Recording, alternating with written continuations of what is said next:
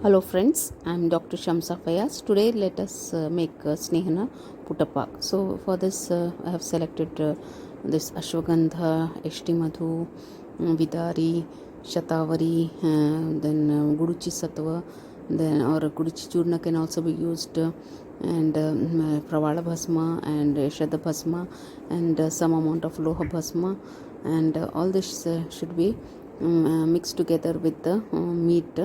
And we can also prepare Kalka Dravyas. For this you can use Agastya Patra, then this Shigru Patra and Guduchi Patra, and whichever like Punarnava, Eranda, all this should be made into a paste, and that also should be mixed. So it is better to prepare the whole quantity, for example for 3, 5 or 7 days at a time, because it is a lengthy process. So again and again it will be very difficult to prepare. So in this way you add all the ingredients to the minced meat, and then even the Kalka Dravyas, and then you can use Trifala Kwath or any other Kwath like Dashamula Kwath or Shatavari Ashwagandha Kwath, and then this should be mixed finely till it becomes smooth bolus. So if you add less dravya, then also you cannot extract the proper amount of rasa from the mamsa.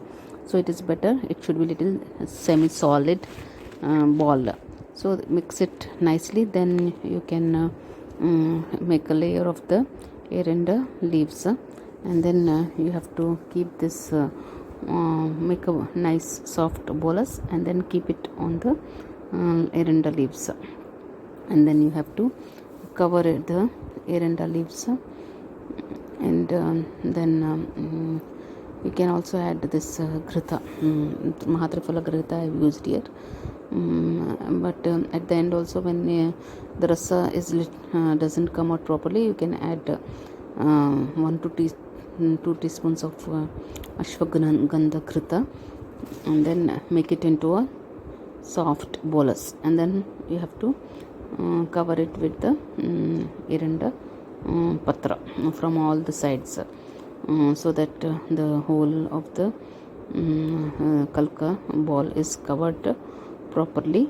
And then you can also use thread and secure it in place so that it doesn't come out, and then after that you have to use gauze cloth, and you have to cover that also, and then finally you have to cover it with multani mitti, so that it should be made into a paste, and then it should be covered, and then you have to keep it in the furnace. So